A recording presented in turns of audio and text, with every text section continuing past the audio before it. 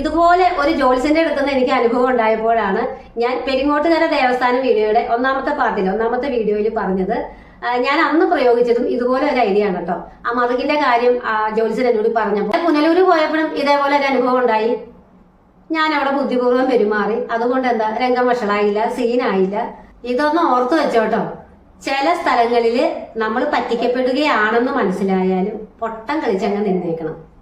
അത് നമ്മൾ കൂടുതൽ പറ്റിക്കപ്പെടാതിരിക്കുവാനും അതുപോലെ കൂടുതൽ പ്രശ്നങ്ങൾ ഉണ്ടായി ആ രംഗം വഷളാകാതിരിക്കാനും നമ്മുടെ അന്നത്തെ ദിവസവും പിന്നെ അതിനോടനുബന്ധിച്ച് കുറെ ദിവസങ്ങളുള്ള ആ ടെൻഷൻ ഒന്നും വരാതിരിക്കുവാനായിട്ട് സഹായിക്കും. ബുദ്ധിപൂർവ്വം ഡീല് ചെയ്യേണ്ട കാര്യങ്ങളുണ്ട്.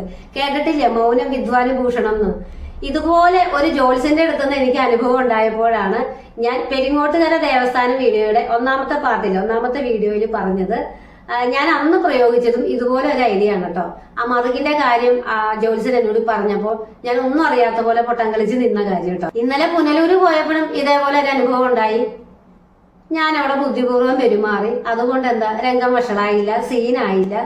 നമ്മുടെ കുറെ ദിവസത്തെ എന്താ പറയാ ടെൻഷൻ ഒഴിവായി കിട്ടി. നമ്മുടെ ബാക്കിയുള്ള കാര്യങ്ങൾ, ജോലികൾ ഭംഗിയായിട്ട് നമുക്ക് ചെയ്യുവാനും സാധിക്കും. ഇന്നലെ പുനലൂർക്ക് പോയത് 3-4 കാര്യങ്ങൾ ചെയ്യാൻ വേണ്ടിയിട്ടാ. അപ്പൊ എന്നെ ഒറ്റയ്ക്ക് ചെയ്യാൻ വിട്ടില്ല. കൈവേദന ആയതുകൊണ്ട് സ്കൂട്ടർ ഓടിച്ച് അത്രയും നേരം ഒറ്റയ്ക്ക് പോകണ്ടെന്നും പറഞ്ഞ് പുള്ളിയും കൂടെ വന്നിട്ടോ. മാത്രമല്ല കുറെ ഡ്രസ്സൊക്കെ എടുക്കണമായിരുന്നു. നമ്മുടെ പുനലൂര് രാധാസിന് നല്ല ഓഫർ ഉണ്ട് കേട്ടോ. നിങ്ങൾ ആർക്കെങ്കിലും ഈ കൊല്ലം ജില്ലയിൽ ഇവിടെ രാധാസിന്റെ അടുത്ത് പുനലൂരിന്റെ അടുത്തുള്ളവരാണെങ്കിൽ ഇപ്പോൾ ചെന്നിട്ടുണ്ടെങ്കിൽ നല്ല ഓഫറിൽ സാരികൾ, ചുരിദാറുകളൊക്കെ വാങ്ങിക്കാം. പുനലൂര് പോയപ്പോൾ ആദ്യം ചെന്നത് ഓറിയന്റ് ഇൻഷുറൻസിന്റെ ഓഫീസിലേക്കായിരുന്നേ. നമ്മളൊരു സ്കൂട്ടർ വാങ്ങിച്ചില്ലായിരുന്നു, സെക്കൻഡ് ഹാൻഡ് സ്കൂട്ടർ. അപ്പോൾ അതിന്റെ ഇൻഷുറൻസ് നമ്മുടെ പേരിലേക്ക് മാറ്റാനായിട്ടാണ് പോയത്. RC ബുക്കൊക്കെ നമ്മുടെ പേരിലോട്ടായി. അപ്പൊ ഒറിജിനൽ RC ബുക്കും നമ്മുടെ എന്താ പറയാ പഴയ ഇൻഷുറൻസിന്റെ പേപ്പറുമായിട്ടാണ് അവിടെ ചെല്ലുന്നത്. അപ്പൊ നല്ല ഫ്രണ്ട്ലി ആയിട്ടൊക്കെ അവർ സംസാരിക്കുകയൊക്കെ ചെയ്ത് അങ്ങനെ ഞാൻ കൊടുത്ത 2 ഇൻഷുറൻസിന്റെ പേപ്പർ എന്ന് പറഞ്ഞിട്ടുണ്ടെങ്കിൽ ഒന്ന് 2027 വരെയുള്ള ഒരു തേർഡ് പാർട്ടി ഇൻഷുറൻസ് ഉണ്ട്, അതും അങ്ങ് കൊടുത്തു. വേറൊരു പേപ്പർ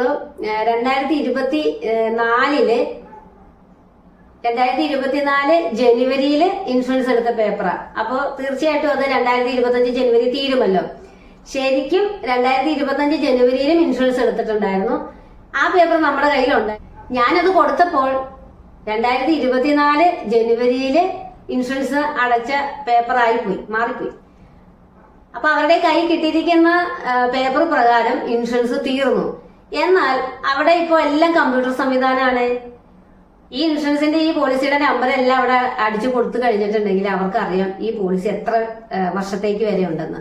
എന്തിനാണ് ഈ സ്കൂട്ടർ എടുക്കാൻ നേരത്ത് ഞാൻ ഈ വണ്ടിയുടെ നമ്പറും കാര്യങ്ങളും പറഞ്ഞു കൊടുത്തപ്പോ തന്നെ എന്റെ മോൻ അവിടെ ഇരുന്നോണ്ട് ഏതോ വാഹന പരിവാർ സൈറ്റിൽ കയറിയിട്ട് ഇതിന് ഇൻഷുറൻസ് കാര്യങ്ങൾ നോക്കി ചെക്ക് ചെയ്ത് പറഞ്ഞതാണ്. അത്ര പോലും ഈ ഇൻഷുറൻസ് ഓഫീസിൽ ഇരുന്നവർക്ക് അറിയില്ലേ. അപ്പൊ അവരെന്നോട് പറഞ്ഞത് 2024 ഇൻഷുറൻസിന്റെ പേപ്പർ കണ്ടതുകൊണ്ട് അവരെന്നോട് പറഞ്ഞു ഈ വണ്ടിയുടെ ഇൻഷുറൻസ് തീർന്നു, ഈ ജനുവരിയിൽ തീർന്നു കിടക്കുവോ, ഇനിയിപ്പോ വണ്ടി ഫുൾ കവറേജ് ഇല്ലാതെയാണ് വണ്ടി ഓടിക്കൊണ്ടിരിക്കുന്നത്, അതുകൊണ്ട് ഇപ്പൊ ഇൻഷുറൻസ് എടുക്കണമെന്ന് പറഞ്ഞു. അപ്പൊ നമ്മൾ എന്തായാലും അത് കേൾക്കുമ്പോ ആദ്യം ഓടി ചെന്ന് വേഗം ഇൻഷുറൻസ് എടുക്കുമല്ലേ. എനിക്ക് രാധാസിന്ന് ഡ്രസ്സ് എടുക്കാൻ പോണായിരുന്നു കേട്ടോ. അപ്പൊ അവിടെ ഇപ്പൊ നല്ല ഓഫർ കിടക്കുന്നുണ്ട്. 78 രൂപ മുതൽ ടോപ്പുകളുണ്ട്, നല്ല വില കുറഞ്ഞ 98 രൂപ മുതലുള്ള സാരികളുണ്ട്. അതുപോലെ നല്ല വില കൂടിയ സാരികളെല്ലാം നല്ല ഡിസ്കൗണ്ട് ഓഫറിലെല്ലാം അവിടെ കൊടുക്കുന്നുണ്ട് കേട്ടോ. ആരെങ്കിലും ഉണ്ടെങ്കിൽ വേഗം ചെന്ന് വാങ്ങിച്ചോട്ടോ തീരുന്നതിന് മുമ്പ്. കർക്കിടകം ഓഫറാണ്. അവിടെ പ്രത്യേകിച്ച് ഓഫറൊന്നും എഴുതി അവരെ അനൗൺസ് ഒന്നും ചെയ്യുന്നൊന്നുമില്ല. പക്ഷെ എന്നും നമുക്ക് ചെന്നിട്ടുണ്ടെങ്കിൽ ഇതുപോലെ വില കുറഞ്ഞ സാരികൾ വാങ്ങിച്ചെടുക്കാം, പ്രത്യേകിച്ച് ഈ മാസത്തിൽ. അപ്പൊ ഞാൻ ഈ രാധാസി പോകാനുള്ളതുകൊണ്ട് ഇച്ചാനോട് പറഞ്ഞായിരുന്നു എന്നെ രാധാസി കൊണ്ടേ വിട്ടിട്ട് ഇച്ചാൻ ഇൻഷുറൻസ് ഓഫീസിൽ പോയി ഇതൊക്കെ ഇൻഷുറൻസ് ഒക്കെ അടച്ചിട്ട് വരാനാ പറഞ്ഞത്. പേര് മാറ്റാൻ, അടയ്ക്കാനല്ല പേര് മാറ്റാൻ. അപ്പൊ ഇച്ചാൻ പറഞ്ഞു 10 മിനിറ്റത്തെ കാര്യമല്ലേ ഉള്ളൂ, നമുക്ക് ഇത് ഇൻഷുറൻസ് അടച്ചിട്ട് അങ്ങ് പോയാൽ മതി എന്ന് പറഞ്ഞ് അങ്ങനെ നമ്മൾ ഇരിക്കുക. അപ്പോഴാണ് ഇവരിത് പറയുന്നത് ഇൻഷുറൻസ് തീർന്നു കിടക്കുമെന്ന്. ആരായാലും ആ ഇൻഷുറൻസ് അപ്പൊ തന്നെ തീർന്നെന്ന് പറഞ്ഞിട്ടുണ്ടെങ്കിൽ വേഗം അടയ്ക്കാനായിട്ട് കൊടുക്കുമല്ലേ. ഞാൻ എന്ത് ചെയ്തു, ഞാൻ അവിടെ പൊട്ടനെ പോലെ നിന്നിട്ട് തിരിഞ്ഞ് ഇവരുടെ പുറത്തിരിഞ്ഞ് നിന്ന് ചായൻ്റെ അടുത്ത് പറഞ്ഞ് ഇവര് പറ്റിക്കുന്നതാ, അടയ്ക്കാൻ പറ്റത്തില്ല, പൈസ അടയ്ക്കണ്ട, നമുക്ക് വണ്ടി തന്ന ആ ഓണറുടെ അടുത്ത്, ഇതിന് മുമ്പുണ്ടായിരുന്ന ഓണറുടെ അടുത്ത് വിളിച്ച് ചോദിക്കാന്ന് പറഞ്ഞു. കാരണം എനിക്ക് നല്ല ഉറപ്പുണ്ടായിരുന്നു ആ ഓണർ പക്കയായിട്ടാണ് എല്ലാ കാര്യങ്ങളും ഈ വണ്ടിയുടെ ചെയ്തിട്ടുള്ളത്. പ്രത്യേകിച്ച് ബുക്ക്, പേപ്പർ കാര്യങ്ങൾ, വണ്ടിയുടെ സർവീസ് കാര്യങ്ങൾ, നമുക്ക് കൈമാറേണ്ട പേപ്പറുകളെല്ലാം തന്നത് വളരെ പക്കയായിട്ടാണ്. അപ്പൊ ഈ 2025 ഇൻഷുറൻസ് അടച്ചൊരു പേപ്പർ നമ്മുടെ ഈ പേപ്പറുകളുടെ കൂടെ ഇരുന്നത് ഞാൻ ശ്രദ്ധിച്ചില്ല. കാരണം ഒരുപാട് പേപ്പറുകൾ ഇരിക്കുമായിരുന്നേ. ഈ വണ്ടിയുടെ ഓണർഷിപ്പ് ചേഞ്ച് ചെയ്തതിന്റെ ഒക്കെ ആ ഫോം എല്ലാം നമ്മുടെ കയ്യിൽ ഇരുന്നതുകൊണ്ട്, ഇതിന്റെ ഇടയിൽ ഇരുന്നതുകൊണ്ട് ഞാൻ ഒരു ഇൻഷുറൻസിന്റെ പേപ്പർ കിട്ടിയതുകൊണ്ട് ഞാൻ ശ്രദ്ധിച്ചില്ല. അങ്ങനെ ഞാൻ മുന്നത്തെ ഓണറെ പുറത്തു പോയി നിന്ന് വിളിച്ചപ്പോൾ അദ്ദേഹം പറഞ്ഞു, ഞാൻ ഇങ്ങനെയുള്ള കാര്യങ്ങളെല്ലാം ഒരു 4 ദിവസം മുമ്പെങ്കിലും ചെയ്യുന്നതാ, തീർച്ചയായിട്ടും ഞാൻ അടച്ചിട്ടുണ്ട്, അവരോട് ഒന്നോടെ ചെക്ക് ചെയ്യാൻ പറഞ്ഞു. അവരെന്ത് ചെയ്താൽ സമ്മതിക്കണില്ല, ഇൻഷുറൻസ് തീർന്നു എന്നാ പറയും. പിന്നെ ഞാൻ അവിടെ ഇരുന്ന് ഈ പേപ്പറുകളെല്ലാം പരിശോധിച്ചപ്പോൾ 2025 ഇൻഷുറൻസ് അടച്ച ആ ഒരു പേപ്പർ കിട്ടിയിട്ടോ. അത് കൊണ്ടുപോയി കൊടുത്തു കഴിഞ്ഞപ്പോൾ അവര് പറഞ്ഞു സൈറ്റിന്റെ പ്രശ്നമായിരുന്നു, ഇപ്പൊ അത് കാണിക്കുന്നുണ്ട് എന്ന് പറഞ്ഞു. അങ്ങനെ അവർ ആദ്യം പറഞ്ഞത് കള്ളമാണെങ്കിലും അതിൽ തന്നെ കിടന്നുരുണ്ട് സൈറ്റിന്റെ പ്രോബ്ലം ആണ് എന്നൊക്കെ പറഞ്ഞുകൊണ്ട് നമ്മുടെ ഇൻഷുറൻസിന്റെ ഇതൊന്നും പൈസ വാങ്ങിക്കാതെ ഈ പേര് മാറ്റി തന്നു കേട്ടോ. അതിനൊരു 120 രൂപ വാങ്ങിച്ചു. അപ്പൊ നമ്മളാണെങ്കിൽ ഒന്നും അറിയാത്ത പോലെ ഒന്നും മിണ്ടാതെ ഇങ്ങ് പോന്നു. നമ്മൾ എന്തെങ്കിലും അവിടെ ചോദിച്ച സീനായിട്ടുണ്ടെങ്കിൽ എന്തായിരിക്കും, രംഗം വഷളാകും, അന്നത്തെ ദിവസം പോകും, അവർക്കും പിന്നെ അവിടെ ജോലി ചെയ്യാൻ പറ്റില്ല. അപ്പൊ ഞാനിതൊന്ന് നിങ്ങളുമായിട്ട് ഷെയർ ചെയ്തത്, ഇങ്ങനെയുള്ള കാര്യങ്ങളൊക്കെ വരുമ്പോൾ നമ്മൾ ഒന്നുകൂടെ ചെക്ക് ചെയ്യണം കേട്ടോ. ക്ലിയർ ആയിട്ട് നമ്മളതെല്ലാ കാര്യങ്ങളും ചെക്ക് ചെയ്യണം. ഇങ്ങനെയുള്ള കാര്യങ്ങളിലൊക്കെ നമുക്ക് നല്ലൊരു ബോധ്യം ഉണ്ടാവണം. ഇവിടെ എന്റെ ഹസ്ബൻഡ് ഇപ്പൊ ആ കാര്യങ്ങളെല്ലാം കൃത്യമായിട്ട് നോക്കി ചെക്ക് ചെയ്യാനുള്ളൊരു സമയമൊന്നും പുള്ളിക്ക് ഇല്ലാത്തത് കൊണ്ട്, പിന്നെ പുള്ളി കൈകാര്യം ചെയ്തിരുന്ന വണ്ടിയല്ലല്ലോ, നമ്മൾ ആരും കൈകാര്യം ചെയ്തിരുന്ന ഒരു വണ്ടിയല്ല. അപ്പോൾ നമുക്കത് പരിചയമില്ലാത്തത് കൊണ്ട് ചിലപ്പോൾ ആയിരിക്കുമെന്ന് ഓർത്ത് പുള്ളിക്കാരനാണെങ്കിൽ ആ പൈസ അടച്ചിട്ട് പോകുന്നതിന്. എന്റെ ഭാഗ്യം കൊണ്ടാണ് കേട്ടോ ഞാൻ രാധാസിലേക്ക് പോകാതെ അവിടെ തന്നെ ഇരുന്നത് കൊണ്ടും.